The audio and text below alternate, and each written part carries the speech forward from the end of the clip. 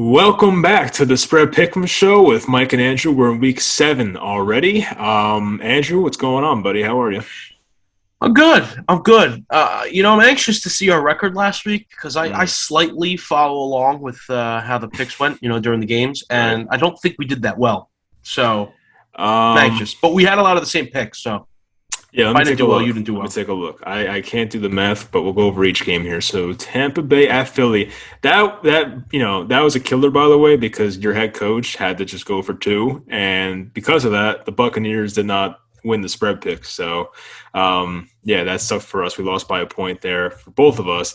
Miami and Jacksonville both took Jacksonville, so that's a win for us. We both took Cincinnati, so that was a win. I took Washington. You took Kansas City, so you got the win. I got the loss. Both took Carolina, got the loss. They made that awesome comeback, though. I know you guys put some money on that game when it was going on, so I guess you guys are pretty excited for that when Sam I'm Darnold the made the only comeback. one that won money because I cashed out. You know what I mean? Right, exactly. Yeah. I guess so. Houston and Indy both took the Colts, got the win there.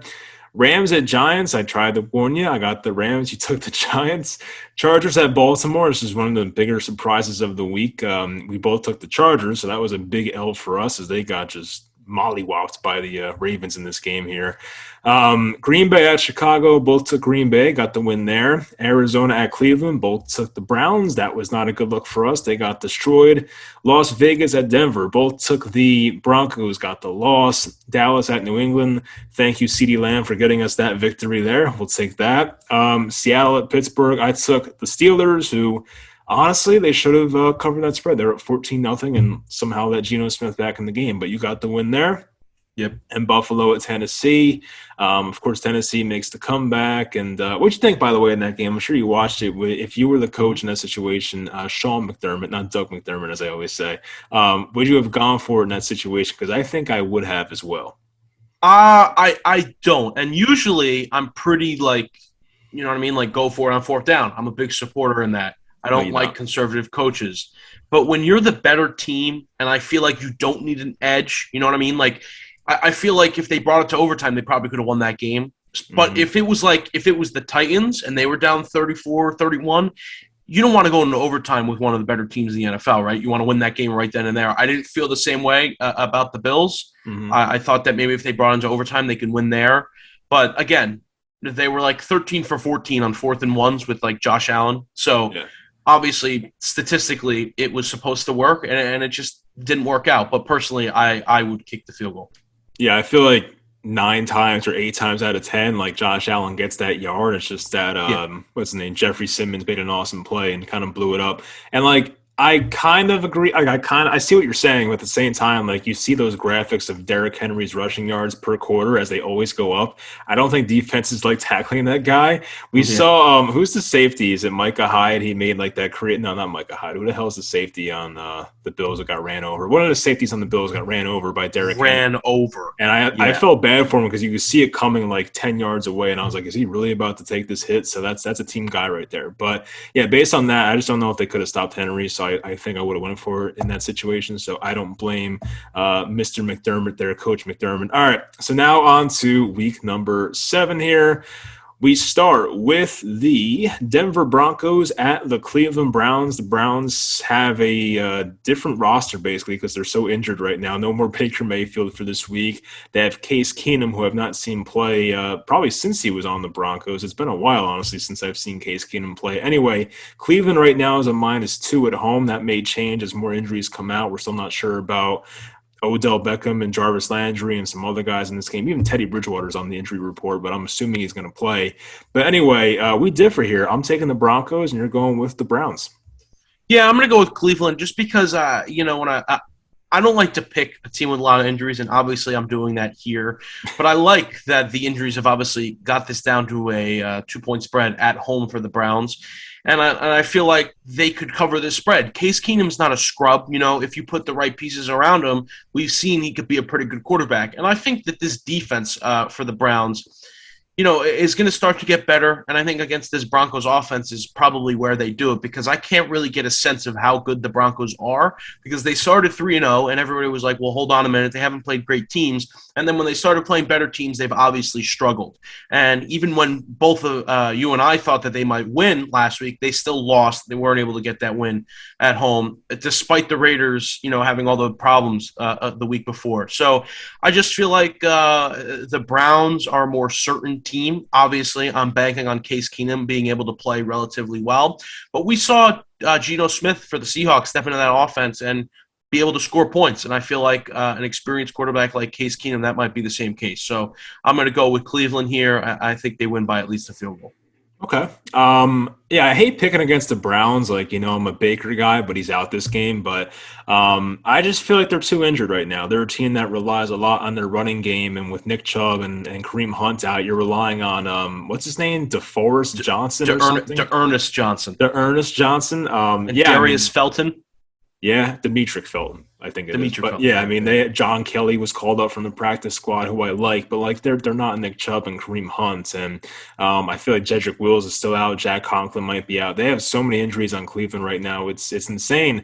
And while obviously Denver has kind of fallen off here in recent weeks, and they have not looked right offensively, they still have enough weapons here to put up points. They still have the two running backs in Javonte and Melvin Gordon, and then you have Noah Fant at tight end. Your boy Cortland Sutton's having a really good stretch of games here, and I think I said Noah Fant already. But yeah, they have guys on this team, and even Tim Patrick's been kind of like solid quietly for the Broncos. And I know that the Browns have a good defense, and they are more healthy on defense as compared to their offense.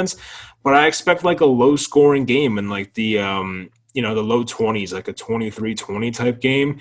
And it's one of those situations where I'm just going to take the points, and I kind of rely more on Teddy Bridgewater than as compared to Case Keenum, who I've not seen play in a while. Now, Case Keenum obviously can do some good things. He once made the NFC Championship, and he played right. He played a team and they lost. And, I'm not going to say who it was against, but he's a pretty decent quarterback. So I feel like he might have some upside compared to an injured Baker Mayfield. But what are you getting there? The ring? Oh, of course. The fake ring? Well, if we're going to mention it, yeah, sure. Yeah, I mean, that's my fault. I shouldn't have brought it up. But yeah, anyway, I feel like Case Keenum can be serviceable, but I just have more faith in the continuity right now with Denver, and their pass defense, of course, is really good. So I'll go with them, but I have no idea who to pick in this one, so I'm just going to go against you there. Anyway, now to the 1:00 games, and I remember, so I was watching with you in person on Sunday, and after the Giants were getting destroyed 28-3, you said to me, I'm never picking the Giants again. And here we are, and Andrew's picking the Giants. It's the Carolina Panthers at the New York Giants. Carolina's a -3 on the road. I'm taking the Panthers, obviously, and you lied, and you're going to take the Giants. So tell us why. I'm a true New York fan in that sense. I've had a couple days to cool off. Obviously, if you're new here, I'm not a New York Giants fan, but I am a Yankee fan. You can see right there. I've had a couple days to cool off and rest my case. And I can't really say I'm not picking the Giants anymore, because we're not picking money lines, right? Like, I don't think the Giants will win this game, but 3 points at home in a must-win situation for them against a winnable team. I mean, if you're Joe Judge, you have to be looking ahead at that schedule and saying, hey, like, this is the time, because there are some tough teams ahead. And if we want to get back on the board and we want to get back in a little mojo, we need to beat this Carolina Panthers team. So I think they go into it with a little more head of steam than the Carolina Panthers. But on the other side, Carolina's been struggling too, right? Without Christian McCaffrey, they really haven't been able to find anything offensively, any sort of offensive consistency. Sam Darnold has returned to kind of what we all thought Sam Darnold was for a while. He hasn't been playing that well the last 3 weeks or so. I just think this might be the week the Giants snag a win. I like them getting 3 points at home. I don't really think much of this Carolina Panthers team without Christian McCaffrey, so I'm going to pick the Giants. Okay. Probably going to ask you some questions as this goes on here. So we knew the Giants were very heavily injured last week. Now, they had Kadarius Toney in that game. He's out. Yeah. They had Andrew Thomas in that game, who is by far their best offensive lineman. He's out. What makes you think the Giants, who just lost basically 38-3, I know it was 38-11, but what makes you think that Giants team is going to get better despite losing two very important pieces to their offense, on top of having one of the worst defenses in football right now? So I think I said a similar thing last week. Maybe it was about the Giants. Maybe it was about another team. but it's harder to adjust to injuries in game as it is when you have a whole week to game plan for it, right? And you trust The Joe Giants, Judge to make the these adjustments? Giants looked a lot better when Kadarius Toney was in the game. I understand it was only for one drive, but they were moving the ball that drive, right? Mm-hmm. Kadarius Toney was getting open. They looked like a team that might actually compete in that game for a while, and unfortunately, he went down, and they really didn't have anybody else to go to. Now, when you have a whole week to prepare for a Carolina Panthers team with the expectation that a guy like Kadarius Toney and Andrew Thomas are going to be out, I think it's better. I'm not saying I prefer it. Obviously, I'd want those two guys on the field, but I'm going to trust Joe Judge and their ability to maybe game plan without those two players this week. Yeah, if it was like a touchdown or more, I could see where you're going with this. I just have Really? no faith. Touchdown on the road? I have no faith in the Giants whatsoever, Wow. especially with these offensive True injuries. Giants fan, this guy. Oh yeah, trying to be a realist, you know that. But you look at the Panthers' defense and where they rank right now in the NFL. They're second best in total yards, second best against the pass. They are sixth best against points allowed, only 20.6 points allowed per game, and they're the second best team on defense on third down percentage. And that's against an offense now that has Sterling Shepard, Colin Johnson as their receivers, Evan Engram, Dante Pettis. Like, I have no clue whatsoever how the Giants, and no Saquon Barkley, it's Devontae Booker, and an offensive line that can't run block. I have no idea how the Giants have any sort of offense in this game. You can tell in the second half of that Rams game, the defense was not quitting per se, but like they just were not playing at the same intensity level that they were in the first half and the first 5 games of the year. So I have my questions if the secondary is even up for this matchup. And the Panthers still have weapons, even minus Christian McCaffrey, DJ Moore, Robbie Anderson's been getting targets. I'm sure he'll have a long touchdown in this game. They have guys on this team that definitely can hurt the Giants defense, which is very much underperformed so far this year. So I'm not saying it'll be a blowout. The Giants are alive to win this game. The Giants have to win this game because I feel like if they don't, they're going to go into their bye at like 1-8 basically, or 1-7. It'd be ugly. So They have to get this win, in my opinion. I just have no faith whatsoever that they do it. I agree with you. So now you agree with me. All right, thank you. I agree that they have to win. I don't think they have. Okay, that's better. Yeah. All right, so next we have the Atlanta Falcons at the Miami Dolphins. Atlanta is a -2.5 coming off the bye, and they're on the road. I'm taking Atlanta, and you're going to go with Miami here. Yeah, I like teams at home getting points, especially when the team I'm picking isn't necessarily a bad one. And I know they lost to the 0-5 Jaguars. I understand that. But the Jaguars have been a team that's looked better in almost every single game they've played. They've improved every single game they've played thus far. Don't forget, if Urban Meyer against the Bengals a couple weeks ago kicks that field goal instead of going for it on fourth down before halftime, they probably win that game. And the Cincinnati Bengals are a team that a lot of people view as a very high team this year, a team that could make a playoff run. The Falcons, on the other hand, haven't played that much talent defensively. Their last 3 games have been against the Jets, Washington, and I think the Giants, right? Those 3 teams don't have good defenses. I'm not saying the Miami Dolphins do have a good defense. Obviously, everybody thought they would going into the year, but it's definitely better than those 3 I just named. And I think over time they're going to get better because they have a lot of talent on that defense, and I think overall their secondary is very good.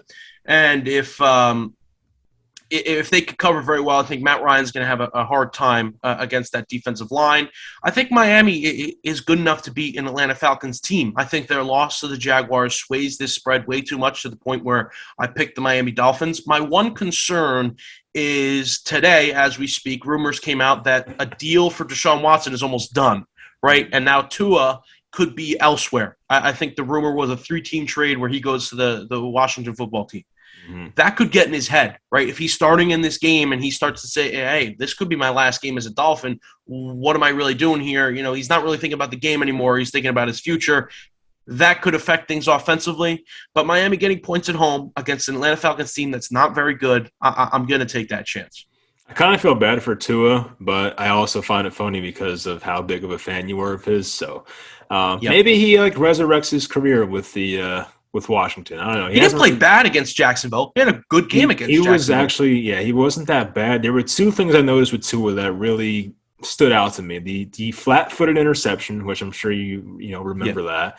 And there was a play where it was like a 3rd and 2, and Tua was running to his left, and he's a lefty, so it's easier. And he had 15 yards of free space in front of him where he could have easily picked up the first down and I like did see threw a that. ball Yeah. in the dirt. I'm like, what the hell is this guy doing? So I saw some Tua things that I wasn't a fan of, but most of the game he looked pretty solid. But I don't know, but I'm still going with the Falcons in this game here, coming off the bye, having more time to get acclimated to the Arthur Smith offense. And the Falcons here are playing against the defense that is 29th in the NFL against the pass. I feel like Matt Ryan, and you mentioned the Dolphins' defensive line. Like, I'm not seeing it. I don't think their defensive line is that good so far this year. I know they have names in their secondary, but those guys were out last week. I don't know what their status is, but I don't really care. I think Matt Ryan's going to have time to throw in this game. And while the Falcons may not be the best running team in the world, they always like run through the air with Cordero Patterson. It's worked out very well for them so far. We saw Kyle Pitts come on in that game in London 2 weeks ago. So that offense, I feel like, is going to be tough to stop, especially as those guys kind of get more acclimated to the Arthur Smith offense. And Matt Ryan's a veteran. And,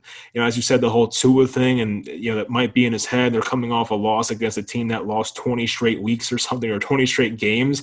It can't feel good for the Dolphins right now. So it's definitely a big game for them. And how they'll fare the rest of the year, because if they can't beat the Jaguars or the Falcons in back-to-back weeks, I don't know who they're beating. So obviously they got to get this win, but I just don't trust them to do that. I like Miami. I like the Falcons a bit more here. Maybe Younghoe Koo has a game-winning field goal. I don't know, but it should be a close game. On to the Washington football team. They are at the Green Bay Packers.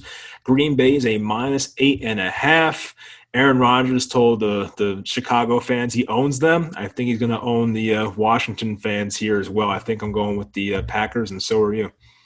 Yeah, I'm really trying not to overthink this one. When I see like an 8 or 9 point spread, try and think, is this a team that could possibly backdoor this team, score a late touchdown or whatever, and cover at the last second? It's usually what goes through my mind.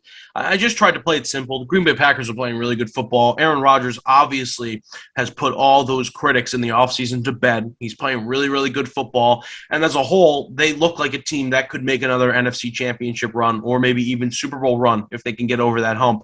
And I'm not going to overthink it, because Washington just has not been that team that we thought they could have been this year. Obviously, they lost Ryan Fitzpatrick. We never got a good look at him and how he might look in that offense. We've been seeing Taylor Heineke for the whole season. Their offense is not bad. They put up points sometimes, but I think they're going to struggle against a Green Bay defense that's playing very well. I'm not sure if Jair Alexander comes back in this game. I think he's coming off the IR, if I'm not mistaken. I looked it up. It doesn't sound like he is, but like they're Okay. optimistic it's soon. I just don't know about this week. All right. I just think that Green Bay is going to be able to tear up this defense. Washington defense has not been playing very well. A lot of teams have been able to put up a lot of points. And again, I'm just going to try not to overthink it, go with my gut, and I think the Green Bay Packers can win by 9. Yeah, I agree with you. I've been trying to give Washington respect throughout the year because of their defense, and their pass rush was still getting there, but like even a guy like Aaron Rodgers can move around outside the pocket and make those laser throws that he always, has made throughout his career. So I just don't really like what Washington has going on right now. Even their running back, Antonio Gibson, who is a really good player, he has this shin injury, and I would not be shocked if he missed this game and they had to go with J.D. McKissick, and I think it's Jarrett Patterson. So you have that. You have Terry McLaurin with a hamstring issue. I mean, I'm sure he'll play, but, you never know if that's going to reoccur at any point. And Taylor Heineke has been no stranger to turning the ball over this year.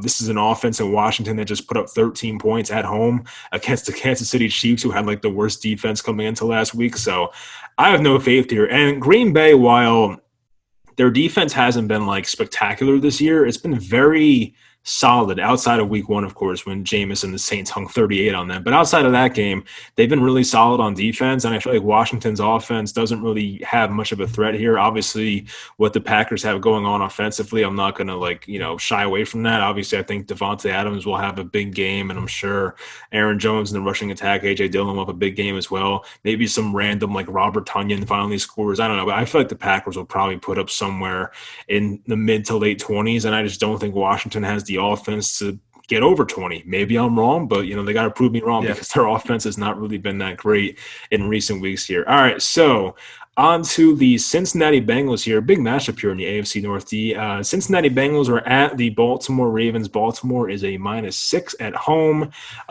We are both going to go with the Bengals here. Are we right or are we wrong about this? Because I'm concerned now. It is a concerning spread because I think coming off of a big week against LA last week for the Ravens, that maybe they go out and blow out another team. But I just think the Bengals are a team that also needs to almost prove themselves. They're 4-2, but I don't feel like they're being talked about that much, and I feel like they're a really, really good football team, and they might make a run at the wild card this year. It's unfortunate that they're playing such a good team in the Ravens at this point in the season because if they lose this game, they're going to be 4-3, and it's kind of an uphill climb from there. But Cincinnati is good enough to compete with the Ravens until the end. I think it's going to be a very similar game to the Colts versus Ravens game that we saw, not in the sense that the Bengals are going to get out to a early lead, but I think the Bengals are able to compete until the end. And what's good about this spread, Mike, is I think this could possibly go into overtime. That's how close I think this game could go. And a touchdown in overtime does not F us over with the spread, right? We would get a push at least, Right. which is what we've seen a lot of. Like a lot of different spreads have been ruined because you get extra time in overtime. So I like that about it too. But overall, I just think that this Cincinnati Bengals offense is fantastic. They're having a very underrated season. Joe Burrow is having an extremely underrated season. He looks flawless since coming back from that horrible ACL injury he suffered last year. Now, they're one of the MVP favorites. Lamar Jackson is on the other side of the field. That does concern me because I don't think the Bengals defense is going to be able to contain him as well as some other teams have. But I'm just hoping that Cincinnati's offense can keep up the mojo that they've been having the last few weeks and perform well against the Baltimore Ravens defense that doesn't look that great to me. Mm-hmm. It's either going to be like a really close game or Baltimore blows them out. I Right. don't see Cincinnati beating them by a lot here, especially on the road. But I am excited to watch this one and see how it goes. And now as a Joe Burrow fantasy owner, because Russell Wilson's finger got bent the wrong way, I do hope Joe Burrow has a good game here. I think Baltimore was struggling somewhat. For Baltimore standards, they've had a great defense like forever. Ever since I've been watching football, they've had a great defense. And so far coming into this year, like they were struggling. Then they hold the Chargers to like 6 points, whatever it was, and you're like, whoa, like that's the Ravens of old right there. So Cincinnati can pass the ball on basically anyone. If Baltimore's pass rush gets there, that's concerning, but it's not like they have, Judon still or Ngakoue. Like their pass rush kind of took a step back in terms of talent. So I'm not as concerned about that, but I feel like, right now, Cincinnati, their defense right now is 8th in the NFL against the run, which definitely bodes well against a pretty run-heavy team. Now, Lamar Jackson, in situations where he's had to pass the ball, has looked a lot better, I will say. Getting guys like, Hollywood Brown involved, Mark Andrews has been on a tear the last 2 or 3 weeks here, and Rashad Bateman kind of got implemented in the offense, played his first game, who, was the first-round pick, I believe, of the Ravens this year. So we probably see more of him in this game. I don't know about Sammy Watkins' availability, but so far, I will say the Bengals defense has impressed me. It looks like Trey Hendrickson, who they got from the Saints, has been a good signing so far. Their linebacker, Logan Wilson, has 4 interceptions. He's making plays. And I think right now for the Ravens, they have a lot of like running back they have an injury with Latavius Murray. I believe it might be a high ankle sprain. I'm not sure. He has not practiced yet. But now you're kind of down to Devontae Freeman and Le'Veon Bell, and if they activate Tyson Williams. So they don't have the best running back situation. If Lamar puts the team on his back once again and has like 400 yards himself, I wouldn't be shocked by it. But it's a lot to do here. And with, us getting 6 points here, I feel like I'm going to take the Bengals here, and it should be a close game. So we will see about that. Next we have, I miss talking about these guys, the New York Jets at the New England Patriots. New England is a -7. These guys played earlier this year, and the Patriots won by a lot. It was like 25-9. So with that being said, and the Patriots being at home, I'm going with the Patriots, and so are you. You're finally off the Jets for once. That's good to see. Yeah, you know what? I do think the Jets are going to get better, but again, I'm really trying to not to overthink this one, like the Packers game. The Patriots played really well against a really good football team last week in the Dallas Cowboys. They fought until the end, and some say they should have won that game, and they got unlucky. And you know what? At the end of the day, this is a good week for them to re-energize. They're going up against a team that is coming off the bye, which does kind of scare me. But then I look and it's the New York Jets, and I'm not really that scared. But the Patriots are a good team, and I think this is their chance to go out and blow out a bad team, build some confidence for the rest of the year. And, you know, it might be worth mentioning, and I really think it is, that Bill Belichick is just good against rookie quarterbacks. We've seen it time and time again, and Zach Wilson hasn't necessarily been consistent so far this year. He's looked Except better for as of late. that was his name. Except for Davis Mills, for some reason, he finds a way Yeah, to right. tear up Bill Belichick's defense. I think maybe Bill Belichick went into it like, yeah, Yeah, we don't really need to prepare for this guy. But yeah, Zach Wilson has looked good or better as of late. I shouldn't say good, but he turns the ball over way too much. And I think this Patriots defense has gotten better every week as well. I think they step up in this game, and I think the Patriots build an early lead and kind of coast in this one. That's what I'm thinking, at least. I mean, I think the Jets are kind of alive for the back door here, unfortunately, but we'll see how that one turns out. I don't really have faith in taking them. Like, I was thinking about this one pretty hard for a while, and then I said, like, nah, I can't live with myself if I take the Jets. And you talked about it how last week the Patriots played the Cowboys very closely at home. Now they're, home back-to-back weeks. They have a full week at home, no travel. They get to prepare for a Jets team that, of course, has a lot of flaws, especially the offensive line. And Zach Wilson and his turnovers. I think last time Zach Wilson played the Patriots, he had 4 interceptions, right, or something along those lines. It was a lot. Yeah. So I'm not saying it'll be that bad of a performance again, but I feel like he's very much alive to have 2 turnovers or so in this game. And Mac Jones, for the most part, has taken care of the ball. I feel like when Mac Jones really makes bad decisions, he gets pressure on him. And the Jets defensive line, while like they were good to start the year, they looked not so good in that game in London. They played the Falcons, who have a bad offensive line, and the Jets defensive line pretty much did nothing all game, so it was surprising. So I kind of lost some respect for them, but if the Jets defensive line like wreaks havoc in this game, then they can cover. But until I see it again, I'm just not going to go with that. So I'll take the Patriots, and hopefully they find a way to win here by a touchdown or more. Next, we are on to what should be a good game here. The Kansas City Chiefs are at the Tennessee Titans, and the Chiefs are a -5.5, and we're both going to take the Titans here.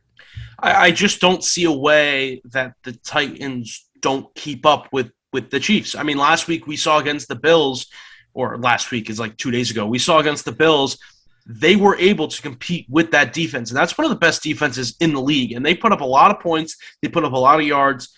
They were really not stopped at any point in that game. And then you look at this Chiefs defense, who has not been able to find any consistency whatsoever. They're one of the worst, if not the worst defense in the league. And you kind of question, like, well, how is Kansas City supposed to go on the road and win by at least 6 points when their defense can't hold anybody to under 30? And you're playing a really, really good offense in the Tennessee Titans that if you're able to somehow stop Derrick Henry, still have a lot of talent out there at the receiver position and the tight end position. And it just in general, their offense is very, very deep. And Kansas City still has not proven to me that they can compete with high-scoring teams at a level to, win by a touchdown or so, what we were used to the last couple of years with them. So Tennessee coming off a big win on the road against one of the best teams in the NFL, build a little confidence, get something going against a very, very bad Kansas City defense. Yeah, it was good to see the Chiefs kind of get back on track after a very slow start for them. I mean, they were 2-3 at one point, but they kind of got back here, and they blew out Washington, which wasn't much of a surprise, even for someone who took Washington last week. It still wasn't shocking. But yeah, I mean, right now, I just think Tennessee's offense is just so balanced. I know Ryan Tannehill hasn't really played up to his standards, and I think the Julio Jones injury kind of scares me here because Julio once again tweaked his hamstring. That was a waste of a 4th-round pick in fantasy, but Julio Jones once again tweaks his hamstring, and they're down to like that Nick Westbrook-Akina guy and Chester Rogers. I know A.J. Brown was back, and he had a big second half in that game on Monday night. But right now what I'm looking at is the Chiefs are allowing 133 rushing yards per game on defense. And when you put that up against Derrick Henry, who is like on pace for 2,000-something yards this year, I just can't turn against that. And I think right now it's kind of my philosophy with the Bengals game. There's just too many points, and 5.5 against a defense as bad as Kansas City. I'm going to go with Tennessee here. But yeah, I could see a world where obviously the Chiefs are going to put up a lot of points because Tennessee's defense is not that respectable themselves. And a big note for this game, I looked it up. is that Chris Jones, the really good defensive tackle for the Chiefs, is practicing again now, so he might be back for this game, and that could help slow down Derrick Henry. Yeah.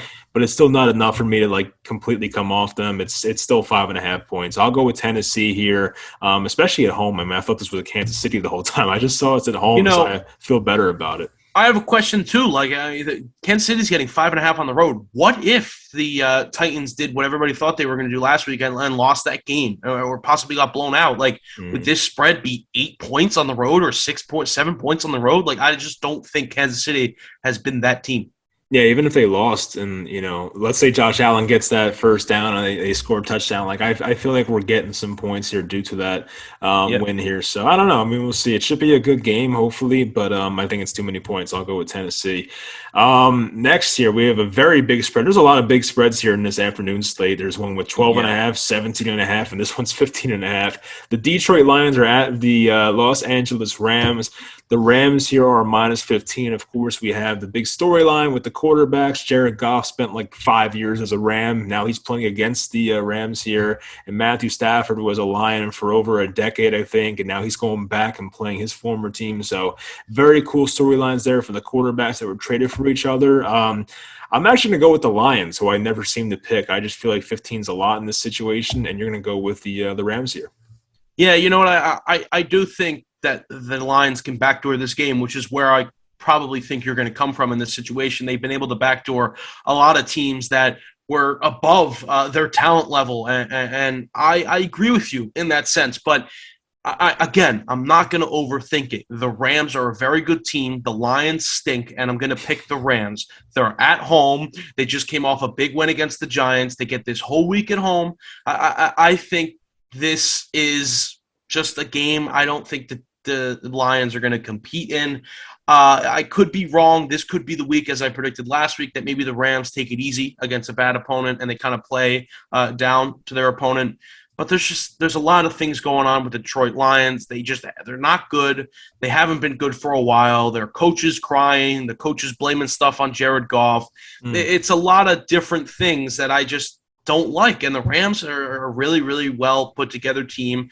They got a lot going for them right now. They're moving, they're rolling, and this is another chance for them to beat up on a bad team and gain even more confidence. So I'm going to go with what I know, and I think I know the Los Angeles Rams at this point. This is a big game where we find out like who Jared Goff is away from Sean McVay. Obviously, Goff had two Pro Bowl caliber seasons there with McVay, and then kind of fell off at the end, which resulted in the trade, of course. But you just mentioned it, that Dan Campbell, Jared Goff's head coach, called him out and basically said, Yeah. like, I need my quarterback to play better. Is basically how he put it. So based on that, his coach calling him out and playing a team that he's very familiar with. He's been on the Rams now since what 2016, 17, whenever he was Yep. drafted. So he has a lot of familiarity there and should know by now like what the Rams do on defense. I feel like not much has changed. I know they lost their defensive coordinator, but they still have a lot of the same personnel over there, of course. So I feel like Jared Goff, I mean, as long as he's not complete garbage, and I do have my questions about Jared Goff, and this is 15 freaking points here, over 2 touchdowns. I'm like, you know what? Like, I think the Lions have enough offensively where they could find a way to keep this one close. I mean, they can move the ball with Hawkinson. They can move the ball with Swift and the other running back, Jamal Williams. They can move the ball with Amon-Ra, St. Brown, and whoever else they have there now. Like, they have some guys that at least are worth giving a damn about on offense. I feel like 15 is too much here. But I also see a scenario where the Rams come out and have like a Giants type game where they go up 28-3. But we also saw the Rams put in their backup quarterback, who is John Wolford. So we might get the back door here. So that's kind of what I'm hoping Good for. thought. I think the Rams do go up by a lot at one point, but I think Jared Goff has too much pride on the line here, and he's going to try and play this one out and basically play it to the final minute, play all You know, 60 I, minutes as his coach would I, like. I I think your point about how Jared Goff can know the defense is good, but I think you have to also consider the reverse fact of that, right? Like, Mm. he's been with Sean McVay. Sean McVay knows him better than he even knows Matthew Stafford at this Yeah. point. So I think the defense could be ready for a lot of what Jared Goff does well. It does scare me. I feel like the Lions' offensive line isn't awful. It's definitely not the worst part of their team, so I'm hoping they could hold up enough. But yeah, it's a concern, of course, because of how much they know Goff, and he's very limited in his own right. So that is a concern for me. It's just too many points. Next, we're on to the Philadelphia Eagles. They are at the Woo! Las Vegas Raiders. Las Vegas is a -3. I'm actually surprised by who we're both taking here. We're both going with Philly in this matchup. Yeah, we're gonna go with the birds, baby, because why not? I honestly, I don't really have too much to say about this, but I just think that Philly is a better team. I really do, and I think they're a better. I think they're better offense, and I think that's where they maybe Whoa. score 30, 35 points. And I don't think the Raiders can keep up. Yeah, I think by the way, I don't think Philly's just going to cover. I think they're going to win the game. I think they're going to improve to 3-4 on the year. I think this is a very winnable game for them, and maybe I'm wrong here, and maybe the Raiders go on another tear where they're like, you know what, we're not going to give up this easy. There's a lot of reason we should give up because we've been in the media a lot, or blah blah blah blah. Maybe they just go on a tear where they play really really well for their interim head coach, who I still have not yet figured out the name of. I think I said his name once, and like 2 seconds later, it totally fled my mind. Is I it don't know what the Basaccia or guy's name is. something? Something like that. You can have fun trying to pronounce that last name. I think his first name's Bob. So I think that's easy. But yeah, I just think Philly has a better offense. They've been more consistent on defense than the Raiders. And I think they can go on the road and beat a Las Vegas team that hasn't been consistent enough for my liking. I also do think if you do watch the Philadelphia Eagles, you know they don't run the ball a lot. And I think there is some concern within that offense with players that want to run the ball more. And I think you see that this week. And that's a territory where the Raiders aren't very good. Their rush defense is not very good, so maybe the Eagles offense can exploit that a little more. Eagles win by 3. Okay. I actually agree with that last part. Of course, we're all in a fantasy league together. I'm sure listeners don't know, but I'm in a fantasy league with you and some of our other friends, and your brother's in that league, and your brother's a Miles Sanders owner. And I was actually trying to acquire Miles Sanders today, so I do I actually was agree. too. Oh shit, he must know. He must know something's up. But yeah, I was trying to acquire Miles Sanders. I feel like he's finally going to get the carries he deserves. And this is I just looked it up, run defense that is 25th in the NFL here of the Raiders.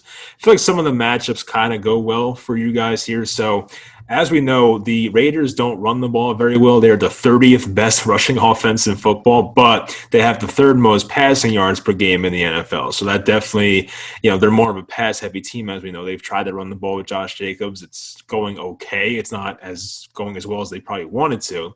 And as for your Eagles secondary, their pass defense right now is 5th best in the NFL. So it's kind of going to help cancel out what the Raiders are very good at offensively.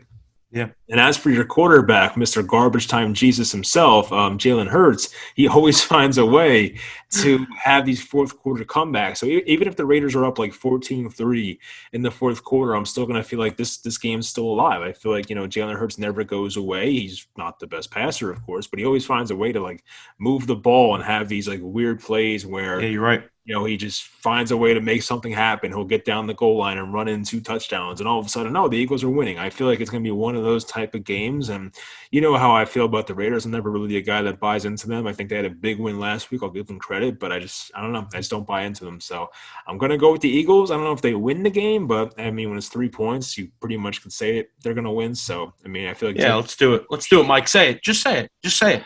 I don't want you to win. I hate your team. I want to hear you say it. You know what I'm going to say? I hope you guys win because I want you to have a lower draft pick, and you're probably not going to make the playoffs either way. So that's lower draft pick when we have the number 2 overall draft pick right now because of the Miami Dolphins. The Dolphins, I mean, if they get Deshaun Watson, that could change real quick. But like I don't know. I'll talk about this with you one day, probably in week 17 when it's all said and done. I still find it funny that people clowned your organization for throwing that week 17 game, and now they might get like a top 3 pick out of it from the Dolphins. It's funny.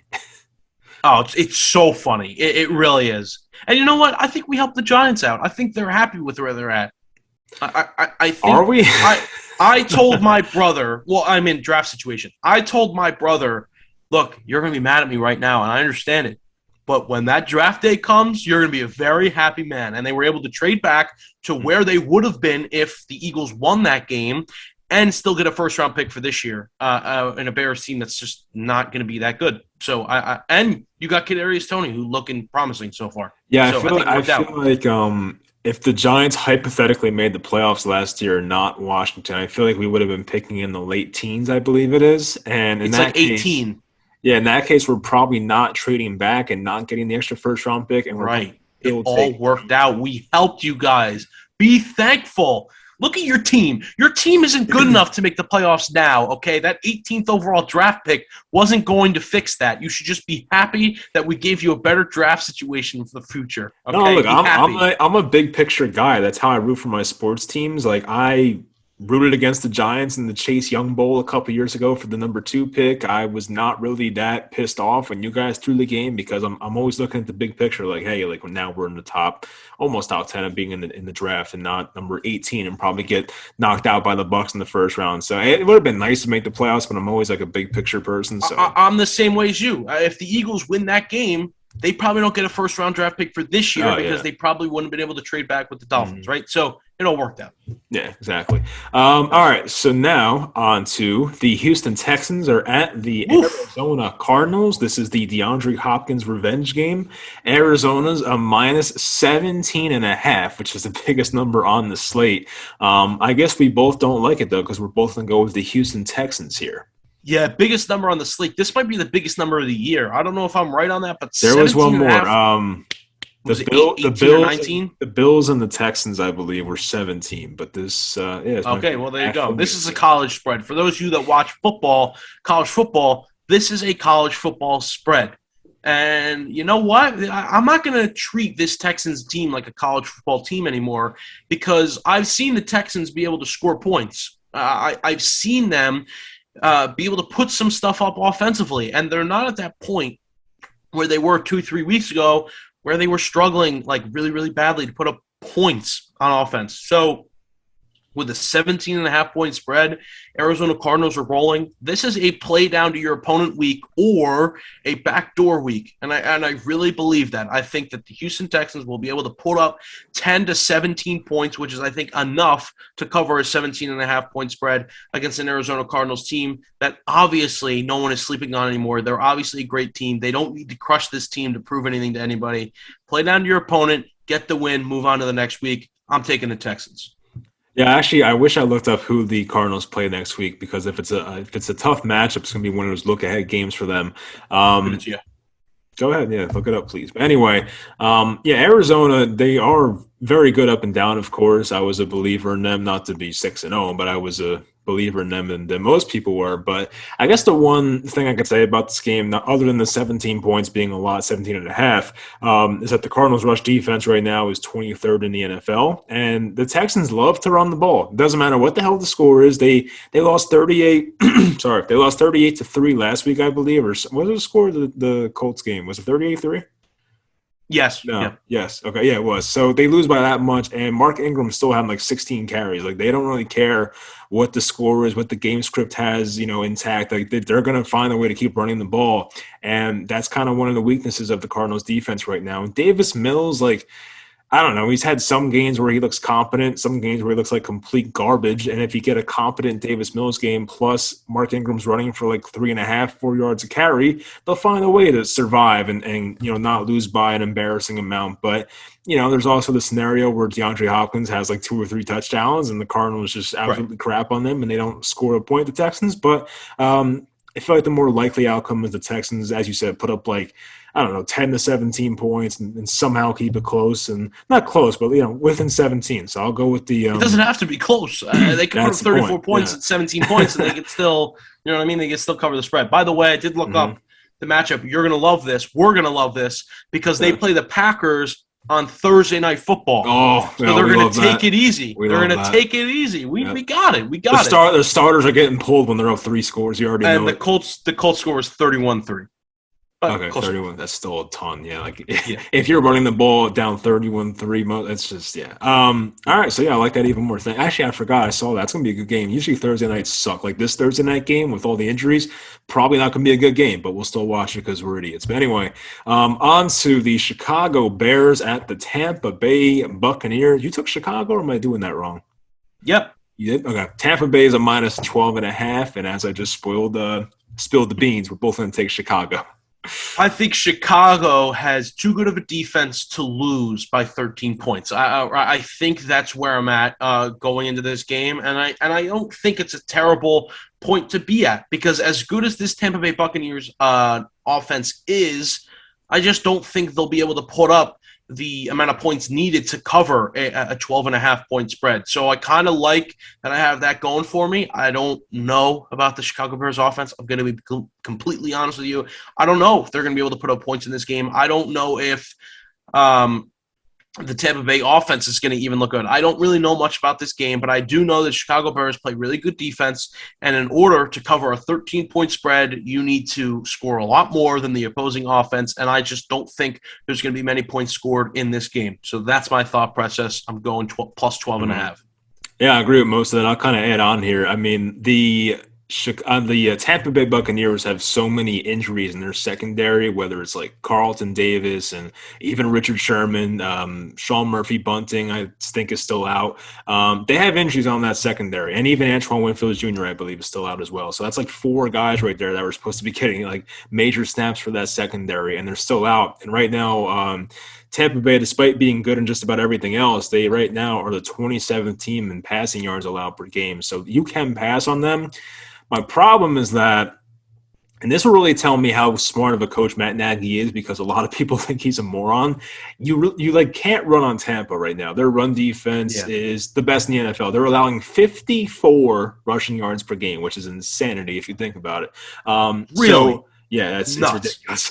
But yeah, if Matt Nagy's like at least somewhat smart, he'll realize, hey, they have the best run defense in football and they're pretty bad against the pass. Let's just unleash Justin Fields and see what happens. Like they have Allen Robinson, who has yet to have a big game so far this year. I'm sure the fantasy owners are pissed. Your brother actually has him as well. I was trying to get him as well. I think he's going to have a big game in this one, Allen Robinson. So I'm kind of planting my flag there. Robinson has his first 80-yard game and a touchdown. That's not a guy I'm on. Yeah. For this week at least, because I'm so there you go. My team is just I'm starting Brian Edwards, as I said. I'm just like destroyed by buys this week. All right, so what was I getting at with this game now? So I think Justin Fields can be good enough, and like he's starting to get better. I mean, I feel like he's not making as many dumb rookie mistakes as he was prior. He's starting to get more comfortable.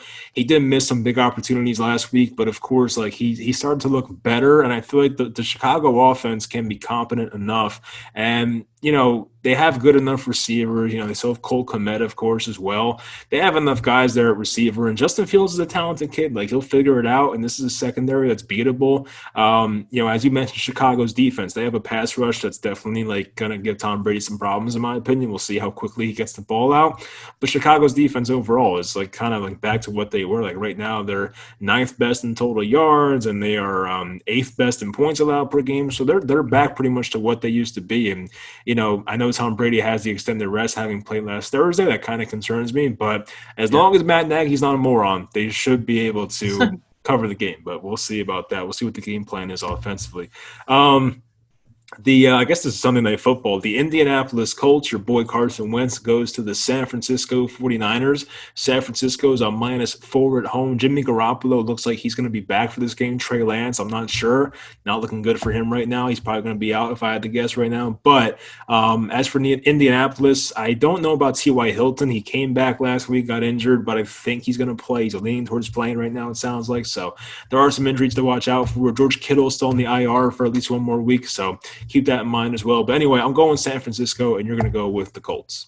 Yeah, I think this is a Colts team that, non-biased, because I'm trying to not be biased on this show. I just think they're going to get better every single week they play. I think it's as simple as that. And I think as Carson Wentz gets more comfortable with the offense that he's probably still not learning at this point, I just think he gets better too. And it's hard to say he's going to get better because he's already played so well so far. But even just keeping up with those good performances is to me, getting better because he's been inconsistent in the past and he's not been able to keep up with a lot of his performances.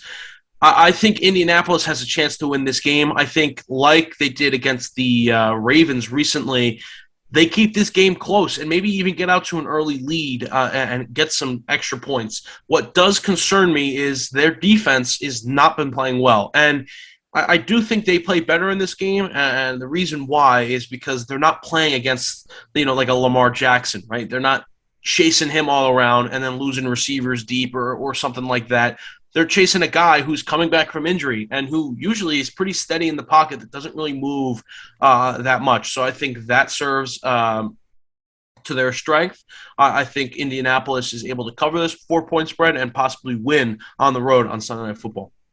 I can see this game going either way. It's just more of like I love Kyle Shanahan and he's coming off a bye and like I feel like the Colts are beatable. They're not a perfect team by any means, and they've been playing much better the past couple weeks. I'll give you that, and it kind of hurts that it's 4 and not 3. But I'm still going to take the Niners. I mean, I know they have George Kittle out in this game, but this should be a game where hopefully the Niners get their run game going. I feel like it's kind of been off to a slow start ever since like week 1.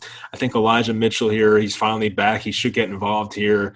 Even having like Kyle Juszczyk sometimes will have like those dump off passes and take a screen for 15, 20 yards, and he's good in the red zone. And, I know that, as I mentioned, George Kittle's out, but some, guy like Ross Joelle could score a touchdown on this defense. Like, I don't know. I feel like I like San Francisco's play caller a lot more. No offense to Frank Reich. And I do like the extended time and this being a primetime game, home game on Sunday night here. So Jimmy Garoppolo is back. Trey Lance looked shaky in his debut as a starter. So I kind of feel more comfortable with Garoppolo.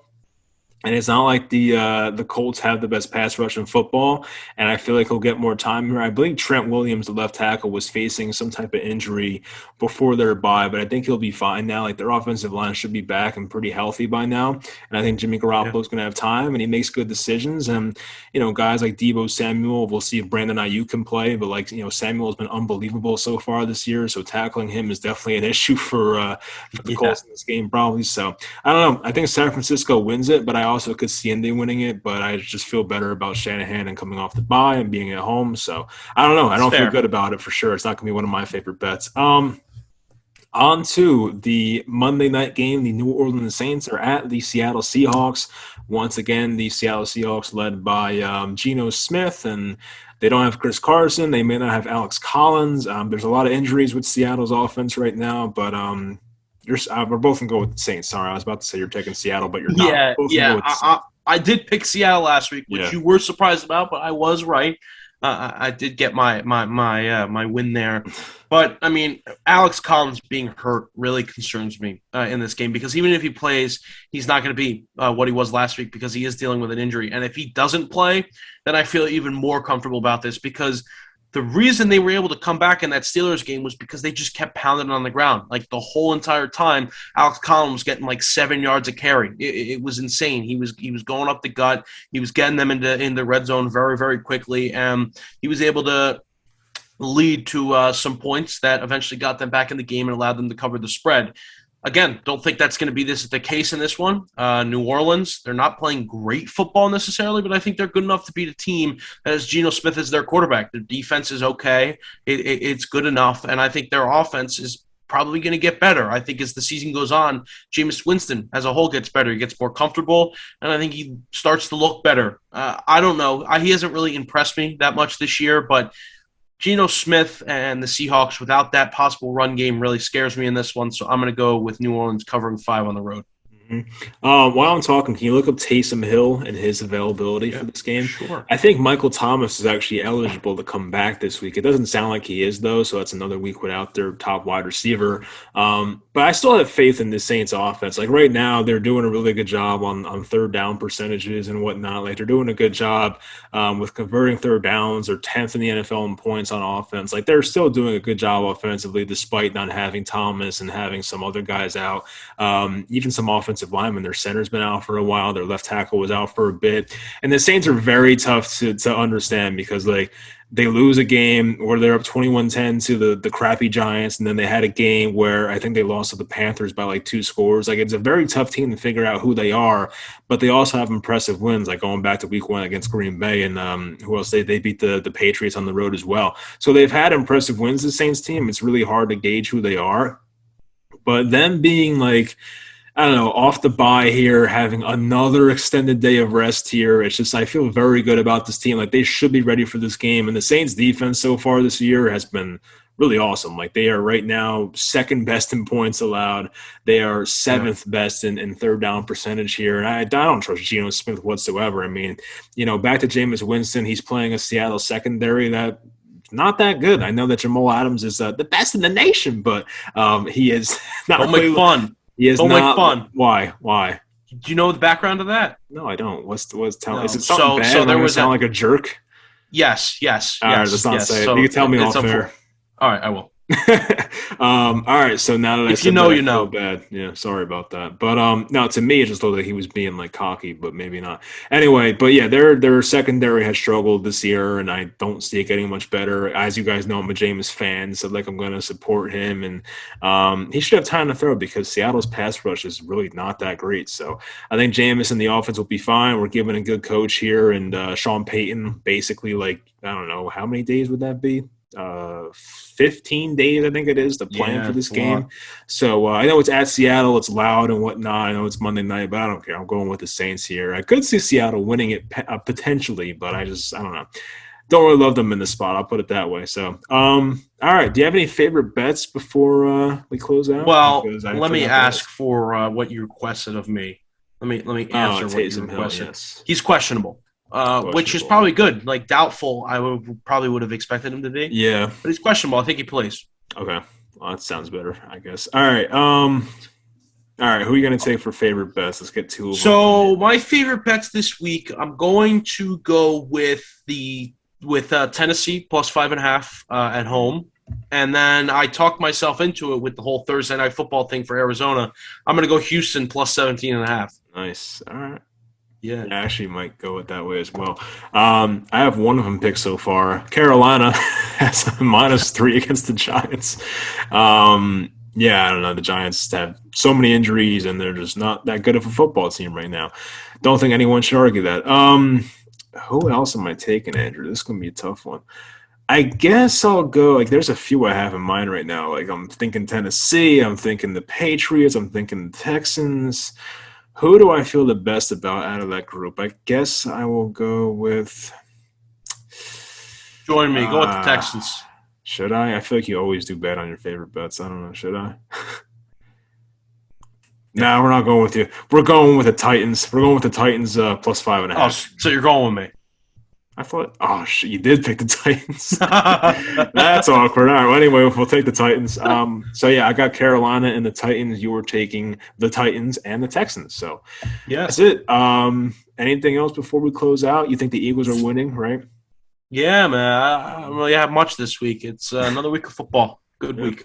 We'll see. I mean, there's a lot of teams on bye. I forgot we had a list here somewhere of the teams on bye. There's like 6 teams out this week, I think. Right as I had the list up, I hit a wrong button. But there are all right. So we have Buffalo's out. These are good teams too. Buffalo, Dallas, the Chargers, Minnesota, Pittsburgh, and then there's Jacksonville. But that's like 6 teams are on bye this week. So there's a lot. But it's nice because we get to watch those good teams play for the rest of the year. Yeah, that's true, actually. Yeah. So if you have these guys in fantasy, it's going to be a tough week, but we'll try to make it through because I'm definitely struggling myself to make some decent lineups over here. All right. Yeah. So that'll do it for this video. Hopefully everyone enjoyed, and we will talk to you guys next week.